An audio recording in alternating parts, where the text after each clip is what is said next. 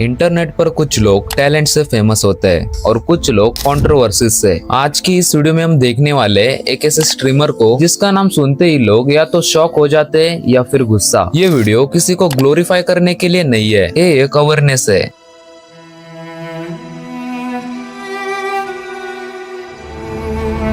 मेलस्ट्रॉय एक Russian streamer जो अपनी लाइव स्ट्रीम की वजह से पूरी दुनिया में फेमस हो चुका है। लेकिन सवाल यह है कि मेलस्ट्रॉय है कौन और लाइव स्ट्रीम पर ऐसा क्या करता है जो इतना उसे कंट्रोवर्शियल बनाता है। मेलस्ट्रॉय का रियल नाम है अंद्रे बुरिम। ये रशिया में रहने वाला एक ऑनलाइन स्ट्रीमर है जिसने अपना करियर इंटरनेट पर IRL स्ट्रीमिंग से स्टार्ट किया। IRL स्ट्रीमिंग का मतलब है रियल लाइफ को लाइव में दिखाना, कोई स्क्रिप्ट नहीं, कोई एडिट नहीं, जो हो रहा है वही लाइव।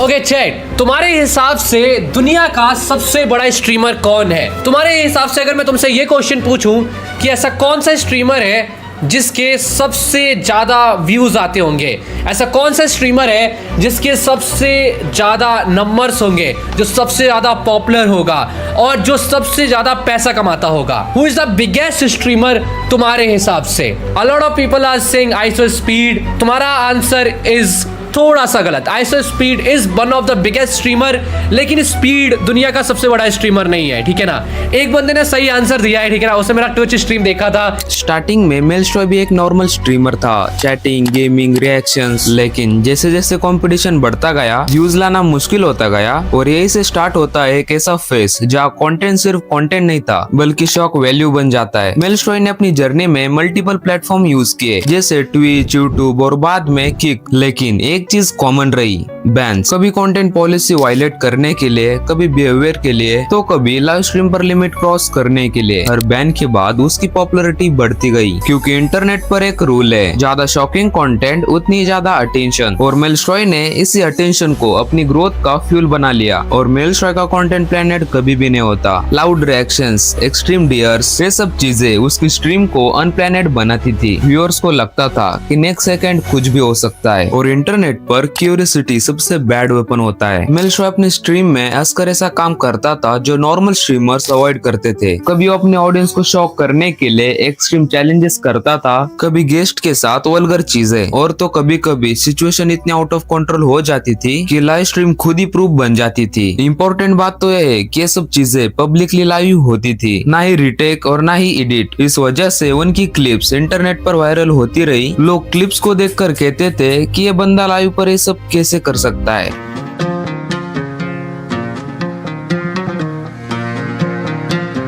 जैसे जैसे फेम बढ़ता गया वैसे वैसे कंट्रोवर्सीज बढ़ती गई। मेलस्ट्रॉय पर कई सारे एलिगेशंस लगे। प्लेटफॉर्म्स ने एक्शन लिया और जो स्पॉन्सर्स थे उन्होंने डिस्टेंस बनाना शुरू कर दिया। और इंटरनेट पर दो टाइप के लोग बन गए। एक साइड वो लोग जो सिर्फ ड्रामा के लिए देखते हैं और दूसरी साइड वो लोग जो कहते हैं ये कंटेंट डेंजरस है यंग ऑडियंस के लिए। और यही से एक इम्पोर्टेंट डिसीजन स्टार्ट होता है, क्या यूज के लिए सब कुछ अलाउड होना चाहिए? शॉक कंटेंट का एक सिंपल फॉर्मूला होता है, नॉर्मल चीजें इग्नोर होती है और एक्सट्रीम चीजें वायरल होती है। मेलस्ट्रॉय ने इसी साइकोलॉजी को समझा। लेकिन प्रॉब्लम यह आती है, जब ऑडियंस ही नेक्स्ट शॉकिंग कंटेंट एक्सपेक्ट करती है तो क्रिएटर को हर बार प्रीवियस से ज्यादा एक्सट्रीम जाना पड़ता है और ऐसी एक डेंजरस लूप बन जाता है।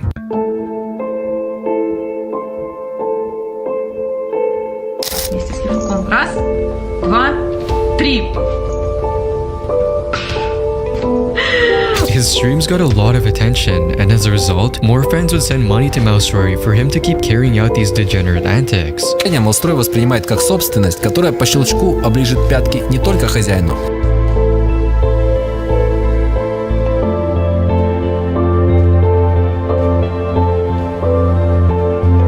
Even though at the time it seemed as if Meelstroy could pretty much get away with anything, he was in for a rude awakening pretty soon. On October 19, 2020, Meelstroy was streaming as usual at his apartment with a couple of friends, but soon, a new guest arrived.